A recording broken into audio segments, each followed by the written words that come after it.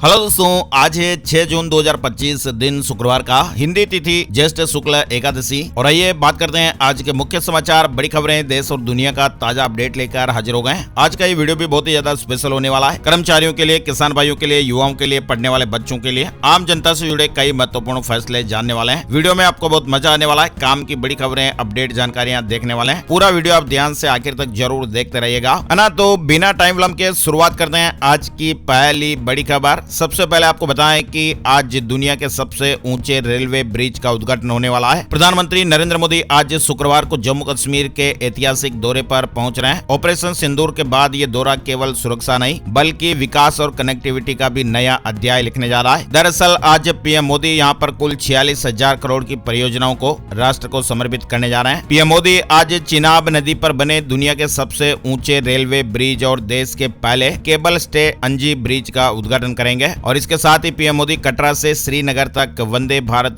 Train को भी हरी झंडी दिखाकर एक नए युग की शुरुआत करने वाले हैं। आपको बताएं, दुनिया के सबसे ऊंचे रेलवे ब्रिज का जो उद्घाटन हो रहा है, ये पुल एफिल टावर से भी ऊंचा है और इसे भारत की इंजीनियरिंग ताकत का प्रतीक माना जा रहा है। और इसे बनाने में करीब 1500 करोड़ रुपए की लागत आई है। वहीं आप देखिए, जापान के बहुप्रतीक्षित चंद्र मिशन को बड़ा झटका लग गया है। जापान का रेजिलियंस अंतरिक्ष यान क्रैश हो गया। चांद पर लैंडिंग से ठीक पहले संपर्क टूट गया। खबरों में बताया जा रहा है कि जापान के बहुप्रतीक्षित चंद्र मिशन को बड़ा झटका लग चुका है। देश की निजी अंतरिक्ष कंपनी आई स्पेस द्वारा निर्मित ये चंद्रयान रेजिलियंस चंद्रमा के लैंडिंग के प्रयास के दौरान संभवतः दुर्घटनाग्रस्त हो चुका है। हालांकि अभी तक मिशन की स्थिति की जो आधिकारिक पुष्टि है वो नहीं हुई है, लेकिन जो तमाम तरह की मीडिया रिपोर्ट्स और खबरें हैं वो यही आ रही हैं। साथ ही आपको बताएं, डिपार्टमेंट ऑफ पोस्ट ने अभी हाल ही में डीजी पिन नाम से एक नया अपडेट दिया है, जो ट्रेडिशनल पिन कोड की सीमाओं को दूर कर सटीक लोकेशन प्रदान करता है। ये 10 अंकों का unique alpha numeric code GPS पर बेस होता है और ऑफलाइन भी इस्तेमाल किया जा सकता है। यानी हमारा जो पोस्ट ऑफिस डिपार्टमेंट है वो अब नया अपडेट कर रहा है। पहले जिस तरह से हम लिखते थे ना पिन कोड, तो पिन कोड की जगह आ रहा है डीजी पिन। डीजी पिन खास करके ग्रामीण और टियर 3 शहरों में डिलीवरी को और एक्सपीरियंस को बेहतर बनाएगा। डीजी पिन यानी डिजिटल पिन को अभी हाल ही में लॉन्च किया गया है और डिपार्टमेंट ऑफ पोस्ट की ये सर्विस कई मायनों में खास होने वाली है। डीजी पिन एक स्मार्ट लोकेशन आइडेंटिफायर है और ये पिन कोड की ट्रेडिशनल सीमाओं की दिक्कतें उन्हें दूर करेगा। दरअसल दोस्तों होता क्या कि एक पिन कोड जो है वो काफी एक बड़े एरिया को कवर करता है, जबकि डीजी पिन सटीक लोकेशन की जानकारी देता है। डीजी पिन एक डिजिटल कोड रहेगा जो घर, दुकान, बिल्डिंग या किसी भी स्थान को यूनिक आइडेंटिफाई करेगा और ये आइडेंटिफिकेशन जीपीएस बेस्ड टेक्नोलॉजी से होता है। और डीजी पिन 10 अंकों का एक यूनिक अल्फा न्यूमेरिक कोड होगा। ई कॉमर्स प्लेटफॉर्म को इससे काफी मदद मिलेगी। डीजी पिन जनरेट करना भी बहुत ही आसान है और इसके लिए आपको सरकार की जो ऑफिशियल वेबसाइट है इस पर जाना है। आपको अपनी लोकेशन का एक्सेस देना होगा और वहां का आपका डीजी पिन जनरेट हो जाएगा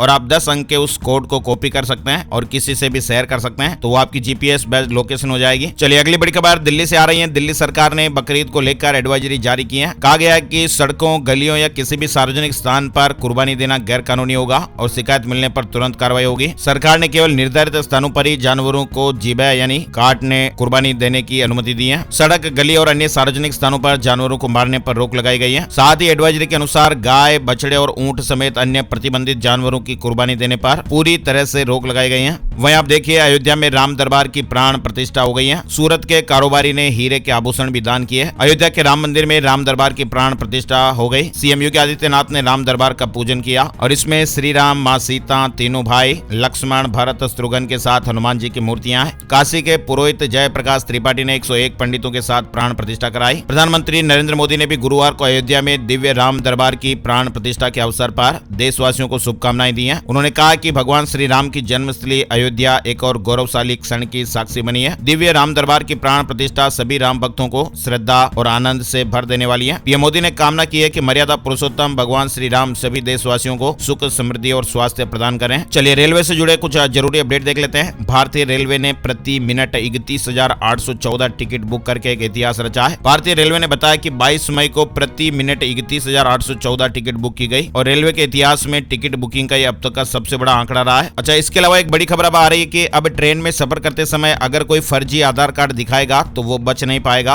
रेलवे ने यह तय किया कि चलती ट्रेन में टीटी जो होते हैं इनको आधार कार्ड जांचने का अधिकार दिया जाएगा। कई बार देखा गया कि कुछ लोग दूसरों के आधार कार्ड या नकली पहचान पत्र दिखाकर ट्रेन में यात्रा करते हैं और इसी को रोकने के लिए अब टीटी जो है वो एम आधार नाम का मोबाइल ऐप इस्तेमाल करेगा, जिससे वो यात्रियों के आधार कार्ड की जांच कर सकेगा। एम आधार ऐप को उदय ने बनाया और इसमें आधार कार्ड का क्यूआर कोड स्कैन करते ही यात्री का नाम, फोटो, जन्म तिथि, एड्रेस डिटेल वगैरह तुरंत मोबाइल की स्क्रीन पर आ जाएंगे। और तो और एम आधार ऐप की खास बात देखिए आप, ये बिना इंटरनेट के भी काम करेगा। तो अब टीटी इस तरह से सुविधा का फायदा लेने वाले हैं और फर्जी आधार कार्ड वालों को पकड़ेंगे। अच्छा, इसके अलावा देखिए आप, आतंकवाद की निंदा, बिजनेस पर फोकस। विदेश मंत्री एस जयशंकर की मध्य एशियाई देशों के साथ बैठक में बड़ी बातें सामने आई हैं। विदेश मंत्री एस जयशंकर ने कजाकिस्तान, किर्गिस्तान, ताजिकिस्तान, तुर्कमेनिस्तान और उज्बेकिस्तान के विदेश मंत्रियों के साथ द्विपक्षीय बैठकें की हैं और इनमें आतंकवाद का मुकाबला, व्यापार, निवेश और ऊर्जा सहयोग को बढ़ावा देने पर जोर दिया गया। अब आपको बताएं, शुक्रवार को होने वाली भारत मध्य एशिया शिखर वार्ता से पहले ये बैठकें काफी महत्वपूर्ण है, जहां क्षेत्रीय सुरक्षा और आर्थिक विकास पर चर्चा होगी। इसके अलावा बड़ी खबर देखिए आप, बीएसएफ की ड्रेस को लेकर एक बड़ा बदलाव होने वाला है। नई ड्रेस पूरी तरह डिजिटल पैटर्न पर आधारित होगी और इसमें रंगों का खास ध्यान रखा गया है। इसमें 50% खाकी, 45% ग्रीन और 5% ब्राउन रंग का कॉम्बिनेशन होगा। ऑपरेशन सिंदूर के बाद बीएसएफ के जवानों की सुरक्षा को लेकर यह महत्वपूर्ण फैसला लिया गया। चलिए बड़ी खबर देखिए आप, पश्चिम बंगाल की मुख्यमंत्री ममता बनर्जी अगले सप्ताह दिल्ली में प्रधानमंत्री नरेंद्र मोदी से मुलाकात करेंगे। वहीं आप देखिए, चीन हर 5 दिनों में एक परमाणु बम बना रहा है, जिससे उसके बढ़ते परमाणु शस्त्रागार पर चिंताएं बढ़ रही हैं। आपको बताएं, शी जिनपिंग के नेतृत्व में चीन ने पिछले 5 सालों में अपने परमाणु हथियारों की संख्या में 150% तक बढ़ोतरी कर दी है और इस तेजी से बढ़ते परमाणु शक्ति से क्षेत्रीय और वैश्विक स्तर पर अस्थिरताएं बढ़ रही हैं। यानी चीन हर 5 दिन पर एक परमाणु हथियार बना रहा है। दरअसल इस तरह का खुलासा जापानी थिंक टैंक की एक रिपोर्ट में हुआ है, जिसके मुताबिक पिछले 5 साल में चीन ने 360 परमाणु हथियारों का निर्माण किया है और वो भी गुपचुप तरीके से। रिपोर्ट में यह भी बताया गया कि दुनिया भर के देश अपनी परमाणु शक्ति बढ़ाने में लगे हुए हैं, जहां ईरान नया परमाणु संपन्न देश बनने के लिए भी तैयार है। वहीं पहले से परमाणु संपन्न देश भी अपने परमाणु जखीरे को दिन ब दिन बढ़ा रहे हैं। चलिए बड़ी खबर देखिए आप, बेंगलुरु के चिन्ना स्वामी स्टेडियम के बाहर बुधवार शाम को भगदड़ में 11 लोगों की जानें चली गई थी। वहीं 41 से ज्यादा लोग गंभीर रूप से घायल हो गए। आपको बताएं, इस घटना पर रॉयल चैलेंजर्स बेंगलुरु यानी आरसीबी ने फ्रेंचाइजी ने दुख प्रकट करते हुए मृतकों के परिजनों को 10-10 लाख रुपए देने का ऐलान किया गया है। वहीं आपको बताएं, कर्नाटक हाईकोर्ट में बेंगलुरु भगदड़ मामले पर रिपोर्ट सौंप दी गई है। अब 10 जून को अगली सुनवाई होगी। और तो और इस बेंगलुरु भगदड़ मामले में पुलिस कमिश्नर समेत 8 अफसरों को सस्पेंड कर दिया गया है। सीएम ने कहा कि रिटायर्ड जज जांच करेंगे। और तो और बेंगलुरु भगदड़ मामले में सीएम सिद्धारमैया ने पुलिस को आरसीबी और डीएनए इवेंट मैनेजमेंट एजेंसी के अफसरों को भी अरेस्ट करने के आदेश दिए हैं। बेंगलुरु के पुलिस कमिश्नर समेत 8 अफसरों को सस्पेंड किया गया है और एक जांच आयोग भी बनाया गया है। आरसीबी के इस कार्यक्रम के आयोजन में जो भी लोग जिम्मेदार थे उन पर कार्रवाई होगी। चलिए बड़ी खबर देखिए आप, राफेल फाइटर जेट की बॉडी भारत में बनेगी। टाटा ग्रुप का डसोल्ट एविएशन के साथ समझौता हुआ है। पहली बार फ्रांस के बाहर बनाया जाएगा। राफेल फाइटर जेट की मेन बॉडी अब हैदराबाद में बनेगी और इसे फ्यूजलाज कहा जाता है। वहीं बड़ी खबर देखिए, इंदौर के हनीमून कपल का शिलोंग में एक सीसीटीवी फुटेज मिला है। राजा की हत्या के बाद सोनम को किडनैप करके बांग्लादेश ले जाने का भी शक गहरा रहा है। आपको बताएं, इंदौर के साकार नगर में रहने वाले राजा रघुवंशी और उनकी पत्नी सोनम का एक सीसीटीवी फुटेज सामने आया है, जिसमें वो दोनों शिलोंग के एक होटल के रिसेप्शन पर नजर आ रहे हैं। वहीं परिजनों ने सोनम को अगवा कर बांग्लादेश ले जाने की आशंकाएं जताई है। इस मामले में अब सीबीआई से जांच कराने की मांग भी हो रही है। वहीं अब इस मामले को लेकर इंदौर के लापता जोड़े के मामले पर मेघालय के सीएम ने कहा, यह बहुत ही दुर्भाग्यपूर्ण घटना है। हमने मेघालय में ऐसी घटना पहले कभी नहीं देखी और ये हमारे लिए बहुत महत्वपूर्ण मामला है और हम इस घटना के पीछे के लोगों को गिरफ्तार करने के लिए सभी आवश्यक कदम उठा रहे हैं। मेघालय में हनीमून मनाने गए इंदौर के नवविवाहित जोड़े में से पुरुष की बॉडी मिल गई है। वहीं सोनम की बॉडी जो पत्नी है उसकी बॉडी अभी तक नहीं मिली है।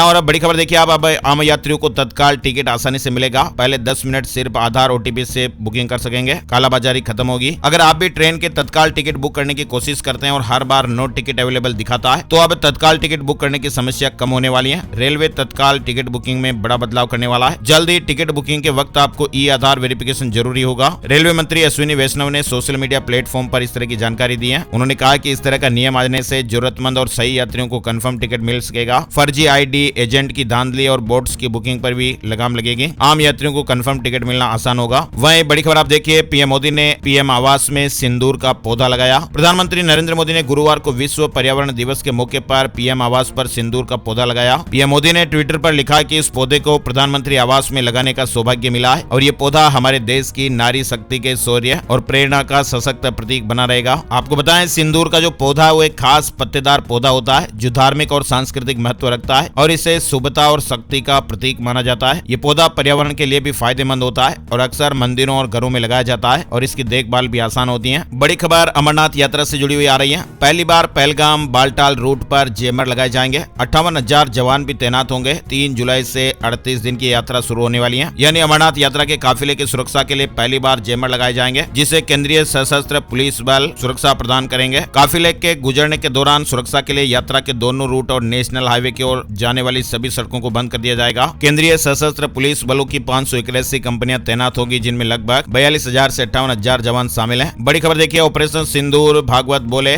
सभी दलों ने सहयोग किया, सरकार ने एक्शन लिया और दोषियों को सजा मिली। सेना की क्षमता और वीरता चमक उठी। आरएसएस प्रमुख मोहन भागवत नागपुर में कार्यकर्ता विकास कार्यक्रम के मौके पर पहलगाम हमला और ऑपरेशन सिंदूर पर प्रतिक्रिया दी। उन्होंने कहा कि पहलगाम हमले के बाद जैसी राजनीतिक एकता दिखी वो बनी रहनी चाहिए। मोहन भागवत ने कहा कि पहलगाम हमले से पूरा देश दुखी और आक्रोशित था। लोग चाहते थे कि दोषियों को सजा मिले, कार्रवाई हो। हमारी सेना ने पराक्रम दिखाया और सरकार ने भी सख्ती से कार्रवाई की। चलिए बड़ी खबर देखिए, पाकिस्तानी जेल से कैदियों के बाद हेड कांस्टेबल भी फरार। अपराधियों को भगाने में मदद करने का आरोप लगा है। आईजी समेत 23 अधिकारी इस मामले में सस्पेंड हो चुके हैं। दरअसल आपको बताएं, पाकिस्तान के कराची के मालिर जेल से 2 जून की रात को 216 कैदी फरार हो गए थे। अमेरिका ने गाजा में सीज फायर प्रस्ताव पर वीटो लगाया, कहा कि इजराइल को अपनी रक्षा करने का हक है। 14 देशों ने जंग रोकने के लिए वोट किया है। अमेरिका ने संयुक्त राष्ट्र सुरक्षा परिषद यूएनएससी के गाजा में युद्ध विराम कायम करने वाले प्रस्ताव पर वीटो लगा दिया है। यूएनएससी में बुधवार को इसके लिए मीटिंग हुई, जिसमें 15 में से 14 देशों ने गाजा में युद्ध विराम के पक्ष में वोटिंग की है। साथ ही आप देखिए, डोनाल्ड ट्रंप ने कहा कि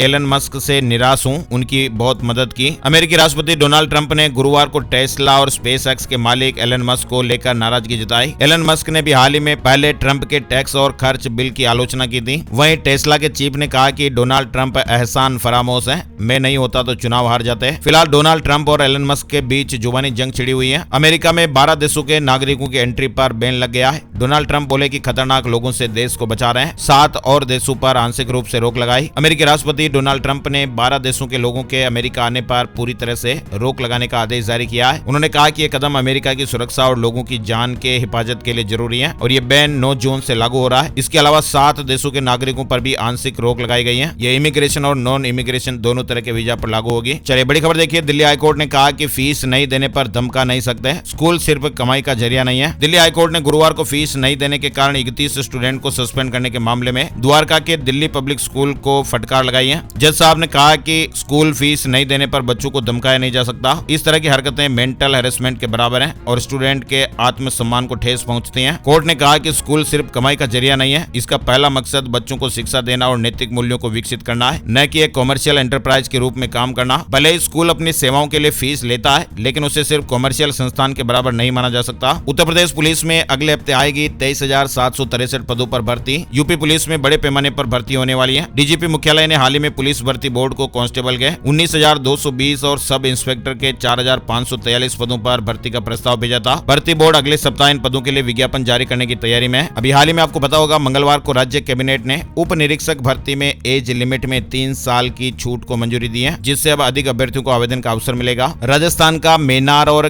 खींचन गांव रामसर साइट घोषित। केवलादेव घना राष्ट्रीय उद्यान और सांबर झील का नाम पहले ही इस सूची में शामिल हो चुका है। विश्व पर्यावरण दिवस की पूर्व संध्या पर राजस्थान के लिए गुड न्यूज आई। राजस्थान राज्य के 2 गांव अंतर्राष्ट्रीय मान्यता प्राप्त रामसर साइट में शामिल हो गए। इसमें एक उदयपुर का बर्ड विलेज मेनार और दूसरा फलोदी का खींचन गांव शामिल है। यूपी प्राइमरी टीचर्स की ट्रांसफर लिस्ट 16 जून को आएगी। 9 से 12 जून के बीच आवेदन करना होगा। बेसिक शिक्षा परिषद ने कार्यक्रम जारी कर दिया है। साथ ही आपको बताएं, बिहार पटना से एक बड़ी खबर आ रही है। पटना में डॉक्टर दंपति को अपराधियों ने 12 दिनों तक डिजिटल अरेस्ट रखा। 14 दिनों के अंदर दंपति से 1,95,00,000 रुपए ट्रांसफर करवा लिए। अपराधियों ने सीबीआई वकील और जज बनकर डराया धमकाया, परिवार को भी नुकसान पहुंचाने की धमकियां दी। और तो और डॉक्टर दंपति इस कदर डर गए कि उन्होंने खुद बैंक में जाकर 6 बार आरटीजीएस के जरिए रुपए ट्रांसफर किए। वहीं देखिए, आप हरियाणा में सीईटी के लिए फर्जी वेबसाइट बनाई। 14 लाख से ज्यादा विजिटर दिखाए। पहले ही स्टेप पर पेमेंट का ऑप्शन। मतलब दोस्तों, बदमाशी करने वाले जो ठग है वो कितनी हरकतें करते हैं आप देखिए। फर्जी वेबसाइट बनाकर ठगने का पूरा प्लान बना लिया। फिलहाल अब मामले की जांच हो रही है। हरियाणा में बीपीएल श्रेणी से बाहर हुए 4 लाख परिवार एक महीने में सिरसा में सबसे अधिक बाहर हुए। सरकार ने कार्रवाई करने की चेतावनी दी थी और अब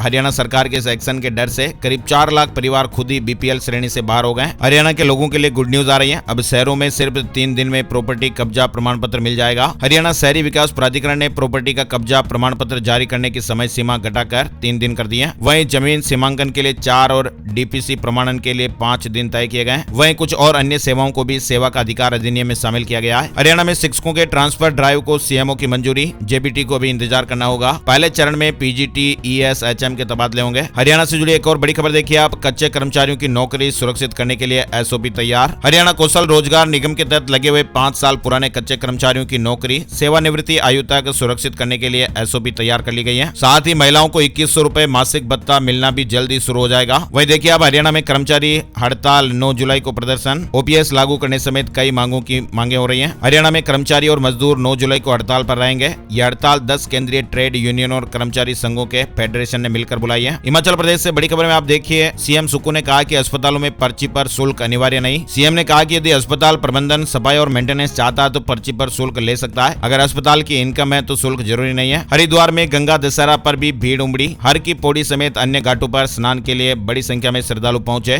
सुरक्षा के कड़े इंतजाम भी रहे। वहीं आप देखिए, फ्लिपकार्ट को आरबीआई से लोन देने का लाइसेंस मिल गया है। अब ग्राहकों को सीधे लोन की सुविधा भी मिलेगी। वहीं आपको बताएं, आरबीआई आज बड़े अपडेट देने वाला है। भारतीय रिजर्व बैंक की ओर से आज होम लोन, ऑटो लोन वालों को भी बड़ा तोहफा मिल सकता है। दरअसल आरबीआई की जो मॉनेटरी पॉलिसी है, मौद्रिक नीति की जो बैठक है, वो 4 जून को शुरू हुई थी और आज 6 जून को समाप्त होने वाली है। और ऐसे में आरबीआई की इस मीटिंग में जो महत्वपूर्ण फैसले लिए गए, उनके अपडेट आज आपको देखने को मिल जाएंगे। और आज सुबह 10 बजे बैठक में हुए फैसलों का ऐलान भी होगा। वहीं आप देखिए, दिल्ली से खबर, एम्स दिल्ली में मरीजों को राहत मिलेगी। सीएम रेखा गुप्ता ने धानुका वेटिंग हॉल का उद्घाटन किया है। साथ ही आप देखिए, एप्पल ने भारतीय बाजार में आईफोन और मैकबुक डिवाइस की रिपेयरिंग का काम संभालने के लिए टाटा ग्रुप को सौंप दिया है। दोनों कंपनियों के बीच इस मामले को लेकर एक बड़ी डील हुई है। जम्मू कश्मीर में ऑपरेशन सिंदूर के बाद से राष्ट्रीय जांच एजेंसी एनआईए अलर्ट पर है और इसी के तहत एनआईए ने 5 जून को जम्मू कश्मीर में 32 ठिकानों पर छापेमारियां की हैं। वित्त मंत्रालय ने सभी राज्यों को लेटर भेजा है। बैंक कर्मचारियों की सुरक्षा के लिए बड़ी बात कही है ना। और अब और दूर तक वार करेगी आकाश मिसाइल। डीआरडीओ दमदार फ्यूल टेक्नोलॉजी लाने वाला है, इसे और एडवांस किया जाएगा। भारत में जल्द ही स्टारलिंक सैटेलाइट इंटरनेट सुविधाएं लॉन्च होने वाली हैं। आने वाले दिनों में तीसरा लाइसेंस जारी किया जाएगा।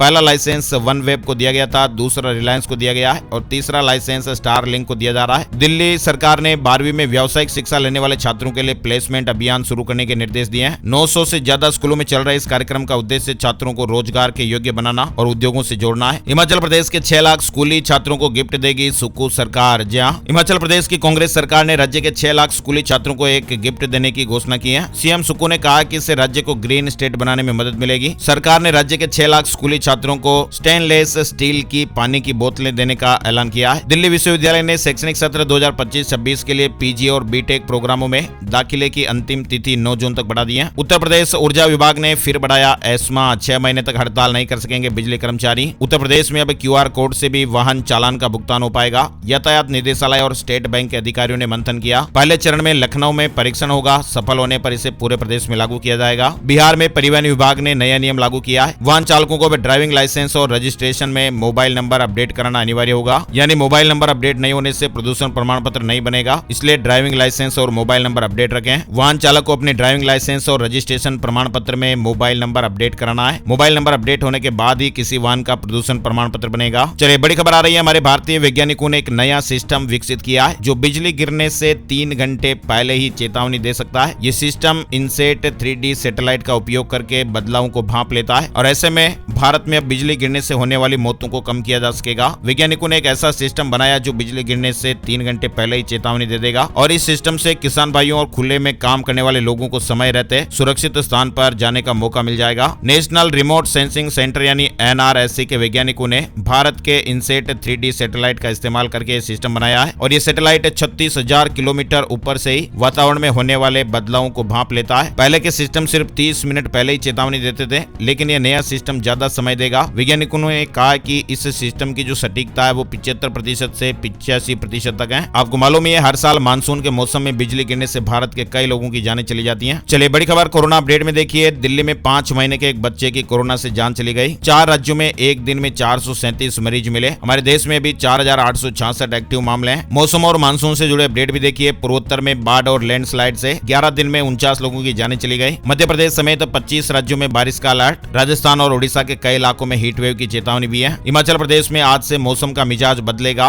10 जून तक धूप खिलेगी, तापमान भी बढ़ेगा। राजस्थान के 8 जिलों में आज बारिश का अलर्ट है। 7 जून से फिर लू चलने के आसार हैं। मध्य प्रदेश में भी प्री मानसून में आंधी बारिश का मौसम। 27 जिलों में येलो अलर्ट। 50 किलोमीटर प्रति घंटे की रफ्तार से आंधी अंधड़ के भी आसार हैं। हिमाचल प्रदेश में देखिए, ऊंची चोटियों पर बर्फबारी और ओलावृष्टि से तबाही, फसलों को भी भारी नुकसान हुआ है। मौसम विभाग ने आज शुक्रवार के लिए मौसम साफ रहने का अनुमान तो बताया है, लेकिन कुछ स्थानों पर बरसात होने का अनुमान लगाया है। कर्मचारी चयन आयोग ने संयुक्त हिंदी अनुवादक भर्ती की अधिसूचना जारी कर दी है। कुल 437 पदों पर भर्ती की जाएगी। इंश्योरेंस कारोबार में उतरा सेंट्रल बैंक ऑफ इंडिया। जी हाँ, सेंट्रल बैंक ऑफ इंडिया ने future generally India insurance company limited में 24.91% हिस्सेदारी खरीद ली है। शेयर मार्केट न्यूज अपडेट में आपको बताएं, सेंसेक्स 444 अंकों की बढ़त के साथ 81,442 के स्तर पर बंद हुआ। निफ्टी में 130 अंकों की तेजी रही और ये 24,750 के स्तर पर बंद हुआ है। चलिए आगे बढ़ते हैं। बड़ी खबर आ रही है, राजस्थान के हेल्थ मिनिस्टर गजेंद्र सिंह खींवसर की पत्नी प्रीति कुमारी की साइलेंट अटैक से गुरुवार सुबह जान चली गई। बताया जा रहा है कि प्रीति कुमारी जी रात को खाना खाकर सोई थी।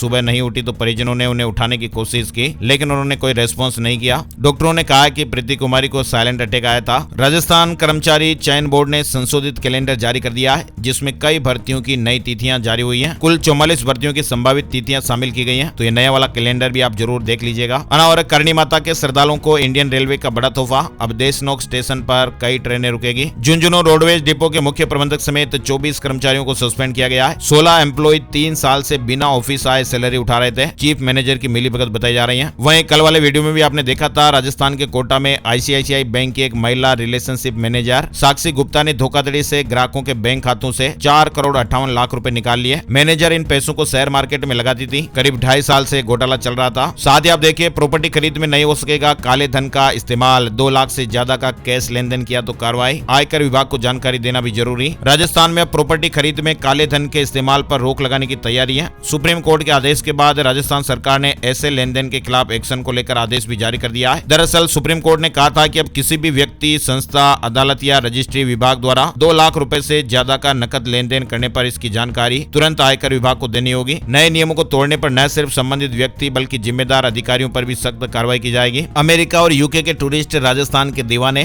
3 महीने में सबसे ज्यादा पर्यटक 2 देशों से आए, यानी राजस्थान दुनिया भर के 30 से अधिक देशों के पर्यटकों की पसंद बन चुका है। साल 2025 के पहले 3 महीने में 7,78,000 विदेशी यात्राएं हो चुकी हैं और इनमें सबसे ज्यादा टूरिस्ट यूएसए से आए और इसके बाद दूसरे नंबर पर यूके रहा। आंकड़ों के अनुसार देश में साल 2024 तक राजस्थान में कुल 20,72,000 से अधिक विदेशी पर्यटक आए। चलिए बड़ी खबर आ रही है, राजस्थान से शिक्षा विभाग द्वारा विद्यार्थियों की आंखों की हेल्थ को सुधारने के लिए बड़ा निर्णय लिया गया है। जुलाई में राजकीय विद्यालयों में नेत्र परीक्षण शिविर आयोजित किए जाएंगे। जुलाई में सरकारी स्कूल में नेत्र जांच शिविर लगेंगे। आंखों की जांचें होगी। कम दिखाई देता है तो फ्री में चश्मे भी मिलेंगे। राजस्थान से जुड़ा अपडेट है। इसके अलावा आप देखिए, वरिष्ठ नागरिकों को पहली बार एसी ट्रेन में धार्मिक यात्रा का तोहफा। सीएम भजनलाल शर्मा आज रामेश्वरम के लिए ट्रेन को हरी झंडी दिखाएंगे। 776 यात्री रवाना होंगे। वही देखिए, अब राजस्थान में फर्स्ट ग्रेड भर्ती परीक्षा तिथि आगे बढ़ाने की मांग हो रही है। एसआई पेपर लीक में पूर्व आरपीएससी मेंबर के बेटे को जमानत। कोर्ट ने शर्त रखी, गवाह को प्रभावित नहीं करेंगे। बेटी भी जेल से बाहर आ चुकी है। राजस्थान में कृषि मंत्री किरोड़ीलाल मीणा ने खाटू श्याम दर्शन किए। गुलाब लेकर बाबा के दरबार में पहुंचे। दर्शन व्यवस्थाओं का जायजा भी लिया। मंदिर में पूजा अर्चना करके देश और प्रदेश की खुशहाली की कामना की है। वही देखिए, आप मध्य प्रदेश में उज्जैन और ओंकारेश्वर में वेलनेस सेंटर खुलेंगे। 800 इन्वेस्टर्स पहुंचे। उत्तर प्रदेश के लखनऊ में नकली सीमेंट कारखाने का भंडाफोड़ हुआ है। 8 लोगों को इस मामले में गिरफ्तार किया गया है। लखनऊ के एक व्यवसायी से कई कंपनियों की प्रिंटेड बोरियां मंगवाते थे। चलिए अगली बड़ी खबर आ रही है, सोने चांदी के भाव। Gold price today, silver price today. 10 ग्राम 24 कैरेट सोने के दाम 1,416 रुपए बढ़कर 98,163 रुपए हो गए। 1 किलो चांदी का भाव 3,695 रुपए बढ़कर 1,04,675 रुपए प्रति किलोग्राम पर चांदी का भाव पहुंच गया है। चांदी का भाव भी ऑल टाइम हाई पर चल रहा है। और अब एक नजर आज का राशिफल। आज 6 जून शुक्रवार के ग्रह नक्षत्र अमृत योग बना रहे हैं, जिससे आज मेष राशि के लोगों को रुका हुआ पैसा मिल सकता है। सिंह राशि वालों को करियर में आगे बढ़ने में सितारों की मदद मिलेगी। कन्या राशि वालों की नौकरी में आ रही पुरानी रुकावटें दूर हो सकती हैं। वृश्चिक राशि के लोगों को सितारों का साथ मिलेगा। मकर राशि के लोगों को शेयर मार्केट में अच्छा फायदा मिल सकता है। इनके अलावा बाकी राशि वाले लोगों की नौकरी और बिजनेस पर सितारों का मिला जुला असर दिखाई देगा। तो ये थे दोस्तों आज के मुख्य समाचार, बड़ी खबरें, हेडलाइंस और सुर्खियां, अपडेट। ये वीडियो आपको कैसा लगा कमेंट करके जरूर बताइएगा और इस वीडियो को आप अपने यार दोस्तों, मिलने वालों और जान पहचान वालों के साथ फेसबुक और व्हाट्सएप पर भी जरूर शेयर कर दीजिएगा। एक और नई जानकारी और अपडेट वीडियो में फिर मिलते हैं। तब तक के लिए जय हिंद, जय भारत, वंदे मातरम।